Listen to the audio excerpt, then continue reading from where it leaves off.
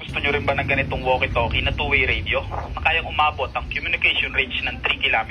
Ito nga pala ang two-way radio walkie-talkie ng Baofeng, ang BF888S. Inside the box may kasama na itong dalawang user manual, dalawang unit, battery, charger at dalawang antena. Alam nyo bang ang two-way radio walkie-talkie na to ay may 1,500 mAh battery capacity at tamang-tama gamitin to kung kayo ay nagmumotor. At may rides na pinupuntahan dahil sa tulong na ito mas madali kayo makakapag-communicate ng mga kasama nyo na kahit nasa 3 km pa ang layo niya. At ang maganda dito, napakadali lang din niyang gamitin dahil nasa user manual na lahat ng kailangan nyong malaman. Kung tinatamad naman kayo magbasa ng manual, just comment down below at tuturuan ko kayo sa next video ko kung paano gamitin ang two-way radio na to. At itetest din natin kung gaano ba kalayo ang kayang abutin ng communication range ng BF888S walkie-talkie na to.